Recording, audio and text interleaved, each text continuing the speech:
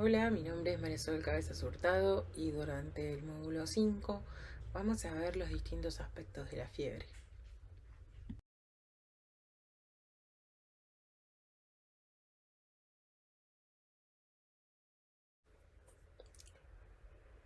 La fiebre es uno de los síntomas más frecuentes que se consultan en la guardia pediátrica. De hecho, es uno de los síntomas más frecuentes en la pediatría y hay pocas patologías agudas que no se presenten con fiebre. De hecho, la mayoría de los pacientes que presentan cualquier patología aguda, ya sea infecciosa o debut de algún otro tipo de patología, presentarán algún cuadro febril. Las únicas patologías agudas que consultan a la guardia generalmente que no tienen fiebre suelen ser traumas. Todas las demás es lo más común. De hecho, cualquier niño sano tiene entre 4 o 5 episodios febriles en el año que se acompañarán infecciones banales, probablemente que se resuelvan y se autolimiten, pero no dejan de ser el motivo de consulta más frecuente dentro de la pediatría. Hay muchos mitos alrededor de la fiebre y existe también este folclorismo de yo tengo fiebre con tal temperatura, olvidando que la definición sigue siendo la misma que la definición general de fiebre histórica. Fiebre es una temperatura rectal mayor de 38 grados. Sin embargo, todos sabemos que en el contexto del extrahospitalario y obviamente el doméstico no se recomienda tomar temperatura rectal, pero sí se debe asumir que la temperatura rectal asciende y es más sensible. Por ende, con una temperatura axilar de 38 grados ya debemos asumir que la temperatura central, es decir, rectal, será un poco más alta.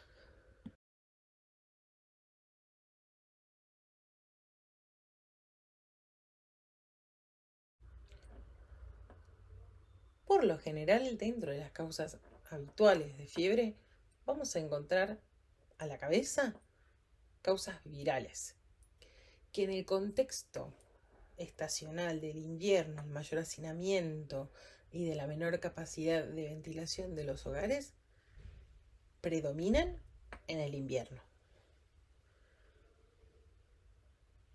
Otro tipo de factores que pueden llegar a influir en aparición de fiebre súbita es en los niños muy pequeños, es decir, en lactantes menores de 3 meses, generalmente menores de un mes, es el sobreabrigo. Es este paciente que ha nacido en verano, generalmente es un cuadro bastante clásico, que es en familias primerizas, un bebé que nace en verano es abrigado casi como para el invierno y tienen un sobreabrigo, consultan por una temperatura elevada, generalmente no llega a 38, pero consultan por una temperatura elevada y al hacerse una observación de curva febril, se nota que el mismo no necesita antitérmicos para responder a la disminución de la curva térmica y no vuelve a repetir el registro. Este sobreabrigo, sin embargo, es, en caso de los pacientes más pequeños, un diagnóstico de exclusión. Existe también una reacción vacunal en el cual hay un ascenso térmico importante. Inclusive algunas vacunas no tienen un solo ascenso térmico, sino que tienen una temperatura elevada de forma persistente durante las primeras 24 o 48 horas post vacunación, y algunas de ellas, como por ejemplo la Bexero, que es la vacuna para el meningococo B, puede tener inclusive un pico febril durante las primeras 24 o 48 horas con una repetición del mismo a los 10-15 días. Independientemente de que las causas más frecuentes van a ser banales, no debemos olvidar que en algunas casos la fiebre puede ser la primera manifestación de algún debut de alguna patología, que puede ser metabólica, neoplásica, algunas enfermedades autoinmunes y del tejido conectivo. Generalmente, en estas últimas que mencionamos, la fiebre suele darse en el contexto de otro montón de signos y síntomas y será algo recurrente, prolongado, persistente, generalmente ingresando dentro del contexto del síndrome febril prolongado, que se extiende más allá de los 10 a 14 días que se presenta en el contexto de una cosmogonía de síntomas que por lo general muestran cierta alteración del estado general del paciente y no solamente presentarse con fiebre como caso aislado. Estos pacientes presentan un gran desafío a la hora del diagnóstico, pero suelen dar tiempo y no son los pacientes que suelen ser vistos en solamente una guardia general.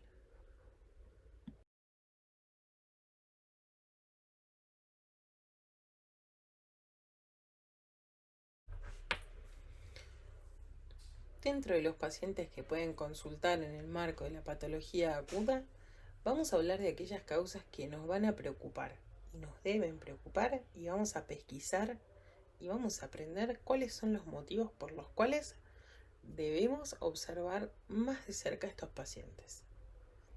Estas serán lactante febril sin foco, fiebre y petequias, fiebre y vómitos, fiebre y tos, y obviamente fiebre y neutropenia.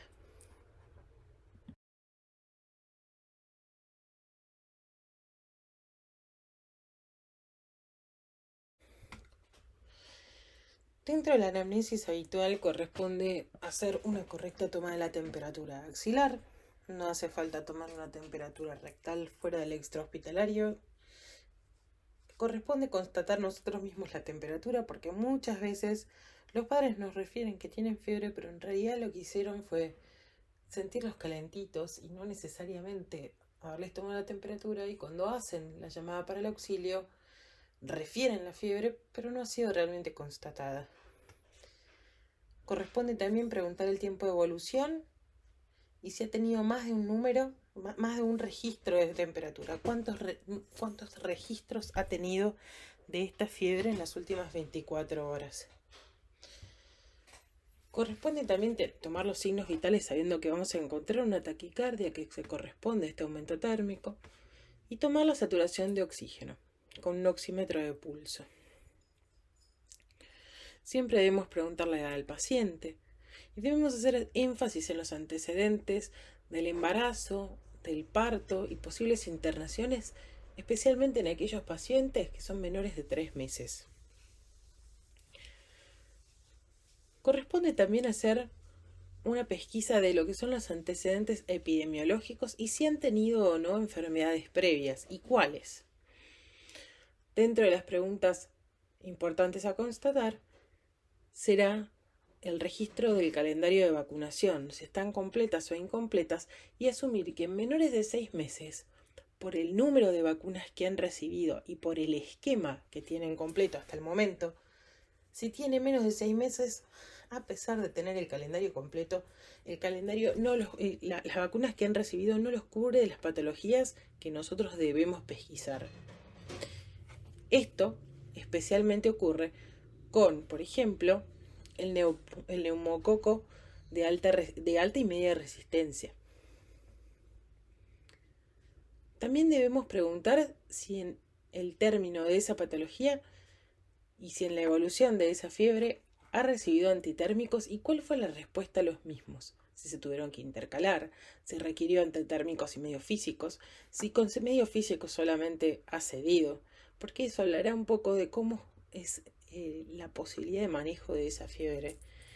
Y en caso de ser persistentemente alta, pensar en que tal vez la patología se acerque más hacia lo bacteriano, y en aquellos que han tenido registros aislados de fácil manejo, podría llegar a corresponder a un proceso viral. Pero esto nunca es determinante en sí mismo.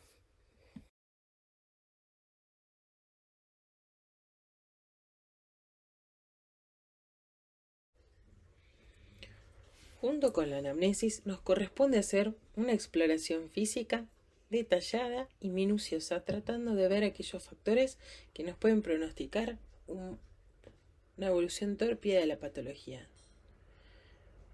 Lo primero a evaluar será el estado general entre los picos febriles. Los niños durante la fiebre puede ser que se encuentren como siempre, pero muchas veces se encuentran decaídos, a veces con sueño, muchas veces molestos durante el pico febril. Pero entre pico y pico, cuando están afebriles, el niño debe estar como siempre. Su estado general debe ser el de siempre. Si juega mucho, debe jugar mucho. Si en cambio es tranquilo, debe estar tranquilo. Cualquier alteración en el medio de picos debe considerarse como una alteración del estado general entre picos. Y aquellos pacientes que no se encuentran como siempre entre los picos febriles suelen ser aquellos de mayor gravedad. Generalmente cuando hablamos de regular estado entre pico y pico, estamos hablando de pacientes que por lo general se los encuentra decaídos. Es importante en el contexto del aspecto general evaluar siempre el estado de hidratación y a su vez el estado de actividad. El aspecto general del paciente, especialmente cuando se encuentra tóxico, es bastante característico. Se lo encuentra con fiebre, con decaimiento general, con el pulso acelerado, muchas veces saltón. Puede estar eritematoso, puede inclusive tener una cianosis periférica de los dedos de los pies y de las manos, puede estar reticulado. Estos son pacientes que llaman la atención, que deben llamarnos la atención, que son pacientes que por lo general requerirán algún tipo de reanimación vigorosa al momento de la llegada a la guardia. Esto en una vista rápida del aspecto general se puede pesquisar. Siempre debemos realizar una auscultación pulmonar y cardíaca, recordando que la fiebre da un estado de taquipnea y taquicardia, que son inherentes al aumento de la tasa metabólica.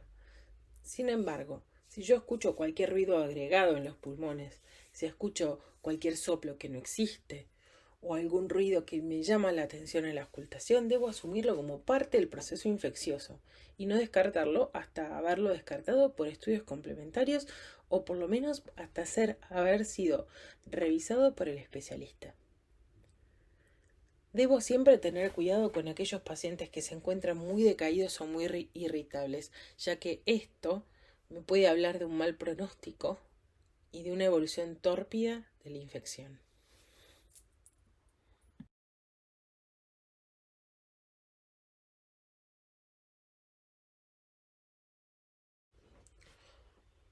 Los pacientes pequeños, especialmente aquellos menores de 3 meses, siendo enfáticos en aquellos menores de 1 mes, cuando presentan fiebre y no tienen un foco claro, son englobados en el término lactante febril sin foco.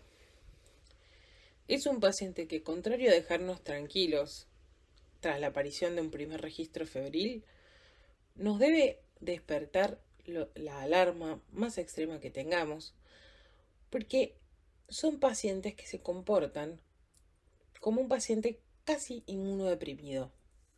Su sistema inmune aún no está desarrollado, depende muchas veces de los anticuerpos que ha recibido a través de la placenta y a través de la lactancia materna, y por ende se encuentran vulnerables a patologías infecciosas de mayor gravedad. Entre ellas, deberemos considerar la potencialidad infecciosa de aquellas bacterias que podrían estar en el canal vaginal de la madre al momento del parto, especialmente en aquellos pacientes menores de 1 mes.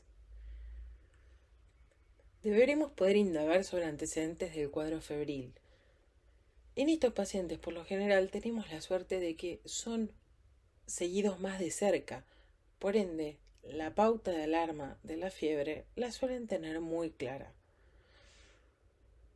Entonces, preguntaremos sobre el antecedente del cuadro febril, sobre los antecedentes del embarazo y el parto. Debemos preguntar cosas como las serologías del embarazo, si ha realizado o no el hisopado para Streptococcus galactiae. Debemos pesquisar aquellos pacientes que pueden haber tenido un parto domiciliario, hoy tanto más común que antes, tanto más popular y tanto más global en todos los medios socioeconómicos. Deberemos preguntar sobre internaciones y patologías previas, tanto maternas como fetales, y en esto mismo se incluyen también los antecedentes del puerperio, y del puerperio en realidad actual. Algunas pacientes serán de alto riesgo de padecer bacteriemia oculta. Es este subgrupo. Aquellos hasta los 3 meses presentan un alto riesgo de padecer bacteriemia oculta y aún en caso de pesquisar una enfermedad viral que podría ser por algún test rápido, tengo un 30% de posibilidades de presentar una coinfección bacteriana aún no pesquisada. Estos pacientes siempre requerirán un traslado a un centro asistencial para ser valorados por el especialista, que realizará no solo una valoración clínica, sino que probablemente también haga estudios complementarios. No debo demorar este traslado, ya que su evolución puede ser tórpida e inclusive en algunos casos desencadenar en sepsis.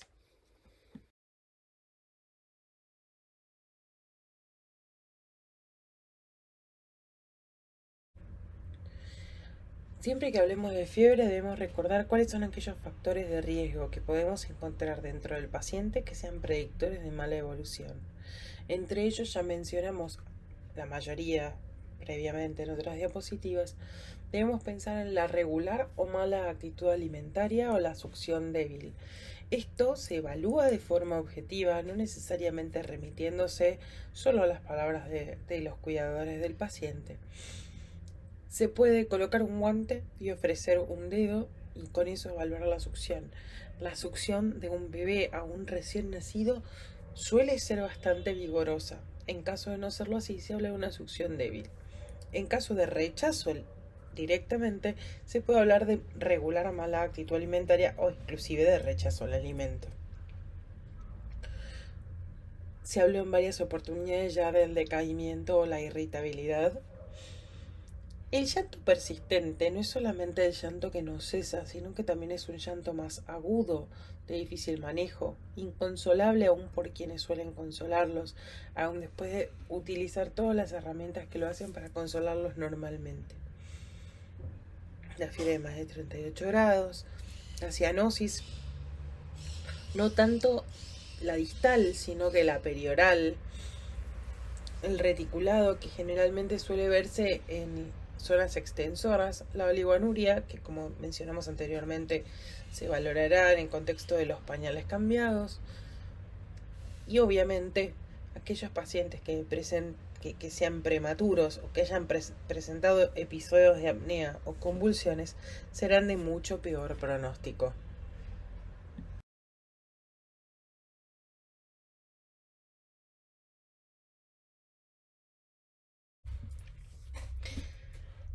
Dentro de las buenas prácticas del manejo inicial de estos pacientes febriles, lo primero que debo realizar es una valoración de si el paciente requerirá o no oxígeno por máscara reservorio durante el traslado en aquellos que encuentre en mal o regular estado general. Aquí queda un poco una controversia. Dentro de lo que es el marco de la Ciudad Autónoma de Buenos Aires, el traslado de los pacientes puede hacerse con una relativa rapidez, pudiendo ingresar de forma precoz a una sala de atención pediátrica. Por ende, este segundo punto impresiona un tanto exagerado. Sin embargo, cabe destacar que pacientes con alteraciones en el sensorio, ya sea por irritabilidad, pero por sobre todo por decaimiento, por falta de respuesta a estímulo externo, están sufriendo un shock probablemente de peor manejo. Entonces, la necesidad de colocación de vía de forma precoz, ya sea endovenosa o inclusive intraósea, deberá ser descartado con mucho cuidado, porque muchas veces esta reanimación agresiva inicial será la que condicione la sobrevida del paciente. Queda también por decir que por una cuestión de confort, el paciente que tenga fiebre puede ser tratado con antitérmicos de acuerdo con peso y edad.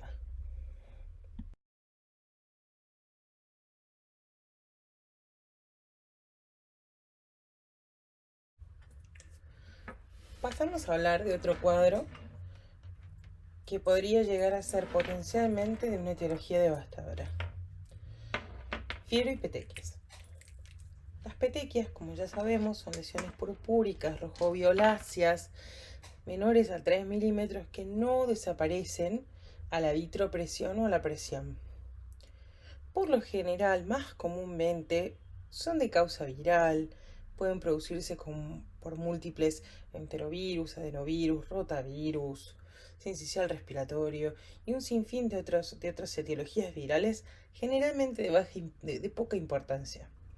Sin embargo, la clave será descartar posiblemente, clínicamente, rápidamente y eficientemente aquellas que pueden derivar de alguna infección bacteriana, ya que serán de muy mal pronóstico.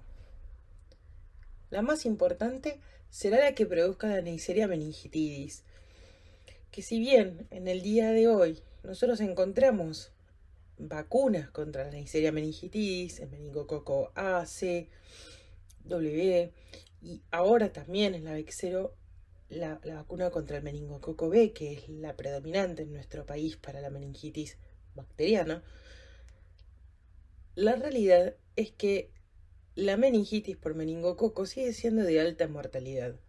Por ende, debe ser descartada de forma precoz y tratada de forma rápida.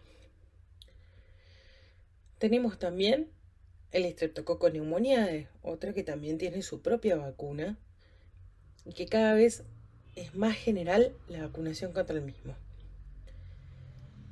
Por otro lado tenemos el Streptopiógenes, el Haemophilus influenza y también el Strepto aureus, que si bien es de baja prevalencia, es de altísima mortalidad por su virulencia. Todas estas etiologías que son bacterianas generalmente pertenecen a un paciente de aspecto tóxico, como sucio. Son petequias confluyentes, de rápida evolución, con un paciente muy sintomático, muy florido.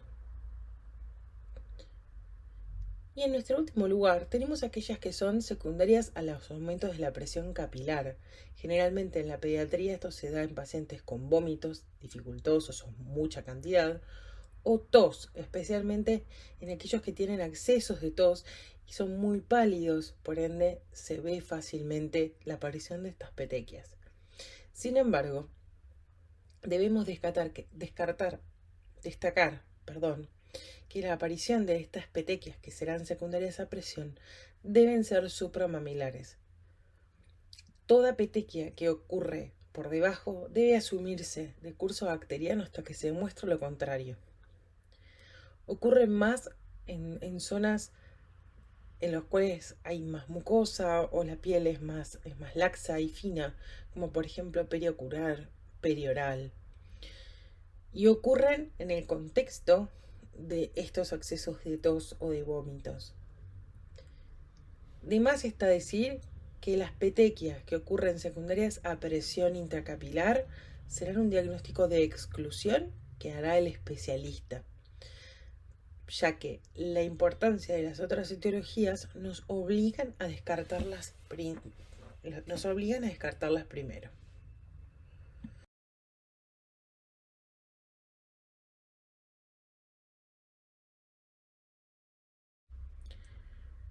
Sin querer ser redundante al respecto, sí queremos recalcar esto de que cuanto más grande, más marcadas, más confluyentes, más oscuras, más súbitas, más agudas, que dan más aspecto de sucio al paciente, que está más sintomático, mayor suele ser su probable asociación con una meningococcemia y deben sí o sí ser trasladados y valorados por el especialista, tomando los recaudos de bioseguridad que se deban.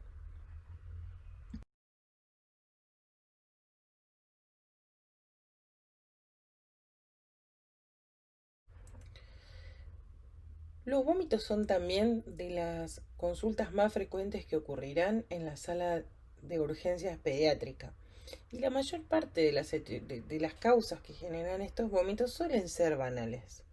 Sin embargo, hay un subconjunto de vómitos asociados a fiebre que son aquellos que nos llaman la atención. De hecho, son las características propias del vómito en sí las que nos llaman la atención. Es ese vómito sin náuseas, ese vómito que parece súbito, que obviamente es en proyectil, aquel que no nos gusta y que puede asociarse a alteraciones que están sucediendo a nivel del sistema nervioso central. Es así que debemos tener en cuenta aquellos pacientes que podrían tener factores de riesgo asociados a padecer una meningitis bacteriana. Entre ellos, por ejemplo, una exposición reciente a meningitis por cualquiera de sus etiologías, algún proceso infeccioso reciente que haya sido cercano al sistema nervioso, como por ejemplo ótico o respiratorio, especialmente en pacientes más pequeños, en quienes la bacteriemia es tanto más frecuente. También en pacientes que han hecho viajes a zonas endémicas de meningococo. Cabe destacar que dentro de esto de viaje endémico a zonas de meningococo también es el hacinamiento el que debemos tener en cuenta. Debemos tener en cuenta también aquellos pacientes que han tenido un traumatismo del cráneo penetrante y que tal vez su cobertura antibiótica no ha sido efectiva o por algún motivo no ha funcionado como correspondía. O traumatismos de cráneo que han presentado torraquia o rinorraquia. Significa que se ha roto la barrera que divide aquello que recubre el sistema nervioso central del espacio externo. Pacientes con implantes cocleares, especialmente aquellos que tienen un implante coclear bastante reciente. Defectos anatómicos o neurocirugía reciente por el motivo que fuere, ya sea reparadora, algún recambio de alguna válvula. Recuerden que los pacientes pediátricos en algunos casos tienen válvulas ventrículo-peritoneales que por una cuestión de su tasa de crecimiento son más veces recambiadas que en el adulto. Y obviamente siempre debemos recalcar a aquellos pacientes de riesgo, y entre ellos los de más riesgo serán los inmunocomprometidos, especialmente los más pequeños, y aquellos con vacunación incompleta por el motivo que fuere.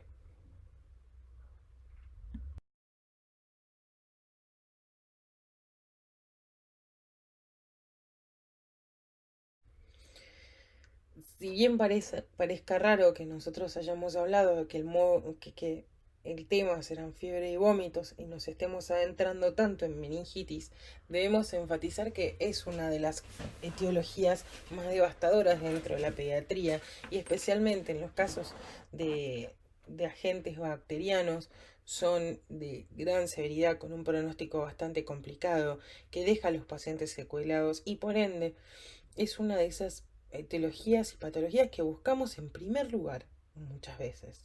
Así que ahora hablaremos de las formas de presentación clínica de la meningitis bacteriana. La más obvia, la que puede identificar cualquiera, es aquella que comienza de forma súbita y aguda, y lamentablemente, en este caso, que pareciera tan claro, son las que en su mayoría son fulminantes o son las que dejan pacientes secuelares o muy severos que requieren estadías largas y tórpidas en la terapia intensiva. Estos pacientes muchas veces, especialmente en pacientes que son más pequeños, pueden presentarse directamente con una clínica de sepsis. Y luego tenemos la meningitis, que es de desarrollo más progresivo, que se instala dentro de los varios días de fiebre, en los cuales puede ser que ni siquiera se presente como una meningitis en sí, sino que como un cuadro inespecífico y en el contexto de fiebre prolongada o de bacteriemia persistente, o simplemente por descarte de los focos infecciosos que se han encontrado y persistencia de los registros febriles o del regular estado general, se haga una punción lumbar y se encuentre con un agente etiológico infectante que puede hasta haber sido parcialmente decapitado. En todos los casos, y todos es todos, la meningitis bacteriana es una urgencia que requiere una estabilización médica inicial que tal vez ni siquiera nos permita hacer todos los estudios que queramos antes de dar la primera dosis antibiótica. El traslado debe ser oportuno, el tratamiento y la medida inicial tomada debe ser agresiva, sin dudar, recordando que es el tratamiento específico el que vaya a asentar el pronóstico del paciente.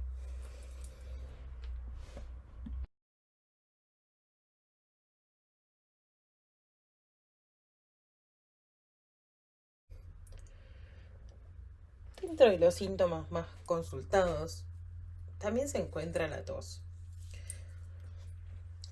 Si bien es de gran frecuencia y que altera muchísimo a las familias, muchas veces, como casi todo, pertenece a la esfera de los síntomas que responden a causas banales. Sin embargo, generan tanto disconfort en el contexto familiar, por falta de privación de sueño, y por la ansiedad que genera escuchar a sus hijos tosiendo, tal vez toda la noche, se vuelve difícil de manejar en el contexto de la consulta, alterándose muchas veces y habiendo mucha labilidad emocional a la hora de presentarse frente al paciente. De ninguna manera, solo por ser banal, debe desestimarse la ansiedad que está generando en esta familia, ya que muchas veces es esto lo que complica al paciente. Y por sobre todo, debemos recordar que aún, a pesar de no corresponderse a una patología de severidad, la propia tos puede afectar la alimentación, la capacidad de hidratación al producirse con los accesos vómitos y un cambio en el patrón del sueño, tanto del niño, que se encontrará con un estado de vigil levemente alterado, como de toda la familia, que estará muy tensa y no recibirá fácilmente la noticia de no hace falta darle nada, no hace falta hacer nada, el paciente no tiene nada. Teniendo esto en cuenta, es mucho más fácil pensar en respuestas que satisfagan las expectativas del paciente que consulta.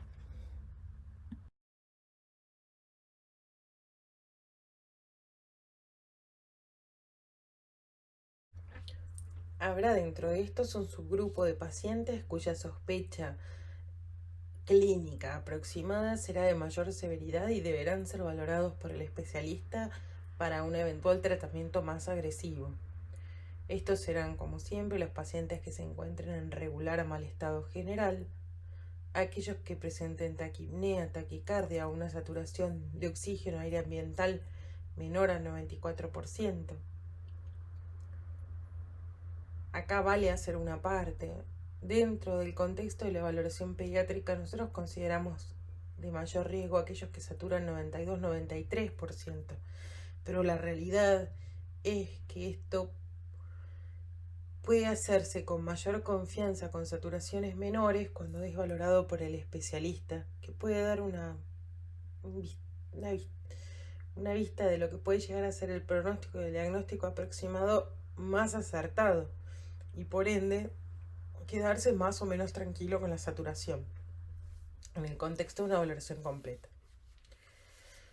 Debemos tener en cuenta la cianosis, que cuando estamos hablando ya de un paciente con tos, toda cianosis cuenta, inclusive la que será de los dedos, de las manos y de los pies. Se verán también signos clínicos de dificultad respiratoria, que como mencionamos en alguna otra diapositiva, serán el tiraje subcostal, intercostal, tiraje supraesternal, el aleteo nasal, el cabeceo. Aquellos que tengan fiebre persistente o de difícil manejo con los antitérmicos e intervalos habituales. Aquellos que directamente tengan aspecto tóxico. Los que tengan tos productiva, que no será esperable en los niños más pequeños debido a que la fuerza para expectorar es mucho menor. Los que presenten un tórax hiperinsuflado, que habla de retención de dióxido de carbono. Aquellos que hayan tenido, especialmente esto es más frecuente en pacientes más pequeños, episodios de apnea, que serán signos de gran dificultad respiratoria. Y en el contexto de la sospecha de un cuerpo extraño para la extracción del mismo. Recordemos que a la hora de la extracción de un cuerpo extraño, muchas veces en el contexto del paciente pediátrico y debido al gran estrés y ansiedad que le produce, puede ser que se requiera de algún tipo de intervención farmacológica antes de instrumentalizarlo para removerlo.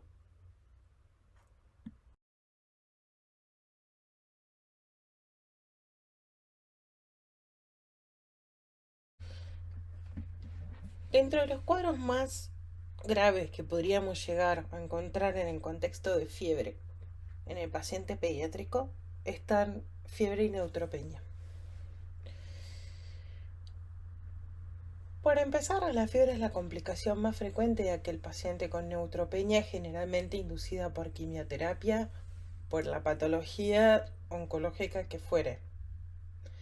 Esta tiene en sí misma una alta morbimortalidad y tenemos que tener en cuenta que en todo paciente que tenga, que en aquellos pacientes que posean una neoplasia oncohematológica, ya sea en remisión o en tratamiento, se puede presentar fiebre y neutropenia en un 80%. Este número desciende en aquellos pacientes con tumores sólidos a un 10 a 50%, pero en el contexto de la fiebre y la neutropenia habrá un 30% de morbilidad y un 1 a 2% de mortalidad, generalmente siendo esta más alta en pacientes en los cuales no hay remisión de patologías oncohematológicas. Este es el subgrupo que aumenta la mortalidad.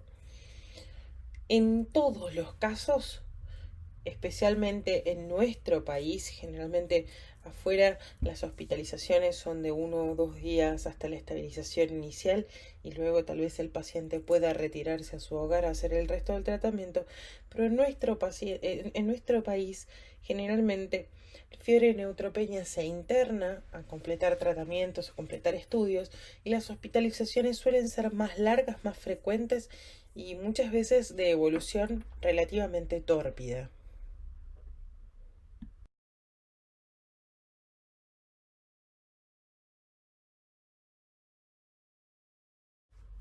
A la hora de evaluar estos pacientes, que en la próxima diapositiva vamos a ver cómo, debemos tener en cuenta estos números.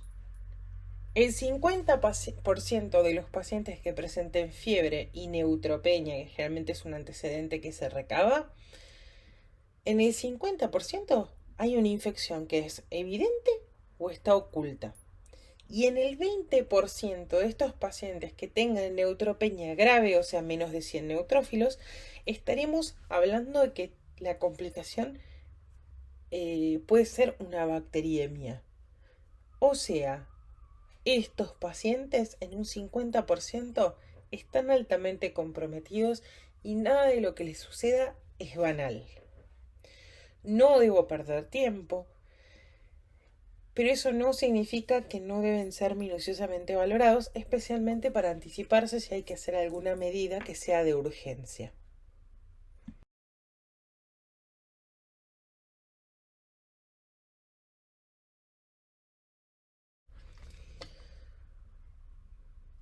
A la hora de la valoración clínica, lo primero que debemos hacer es tomar la temperatura, la frecuencia cardíaca, la respiratoria, la tensión arterial y la saturación de oxígeno aire ambiental. Y corresponde hacer una revisación minuciosa de aquellos puntos que generalmente son los que más frecuentemente se pueden llegar a infectar. Entonces, no debemos dejar de detenernos en lo que pueden llegar a ser las infecciones gingivales y periodontales. Debemos revisar la boca con mucho cuidado, tratando de no generar mayores lesiones. Si estamos viendo que tenemos un paciente combativo, estamos nosotros con un baja lenguas, esto no será beneficioso para el mismo porque podemos nosotros generar pequeños traumatismos que empeoren las infecciones, así que hay que ver cómo se debe valorar. La faringe, en un estadio posterior dentro del intrahospitalario se debe hacer una valoración perianal y anal. Y obviamente una evaluación de lo que será la capacidad de tragar, ya que la disfagia puede hablarnos de complicaciones a nivel esofágico. Y en la piel, obviamente, especialmente, minuciosamente, y tomándonos tiempo, en los sitios de punción, si hay catéter en la piel, pericatéter, mismo si hay reservorios, y obviamente a nivel periungual y periocular.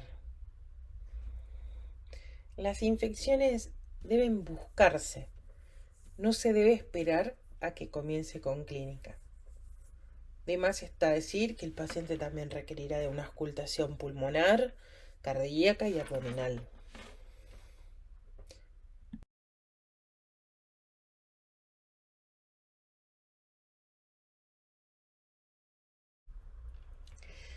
En todos estos pacientes siempre se hará un traslado al hospital para hacer una búsqueda de cualquier infección oculta que pudiera tener.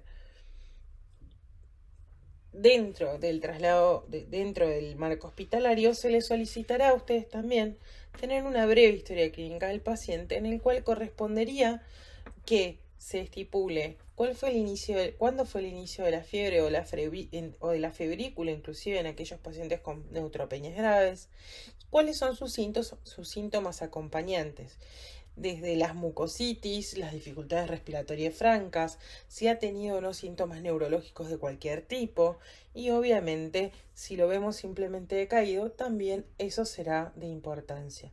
Y por sobre todas las cosas, también debemos preguntarnos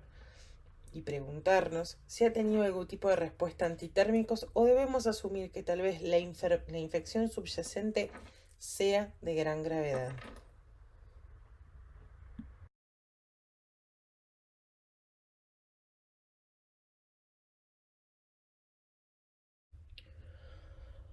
Como conclusiones de este módulo vamos a destacar los puntos más importantes.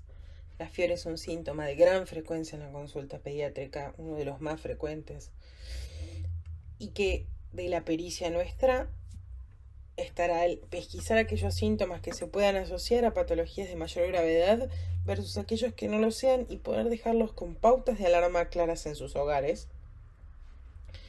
Y obviamente en aquellos que consideramos que deben trasladarse sin demora, evaluar de forma adecuada si el traslado requiere que yo haga algún tipo de intervención precoz, agresiva, eficiente y precisa para poder mejorar la morbimortalidad del paciente que estoy llevando.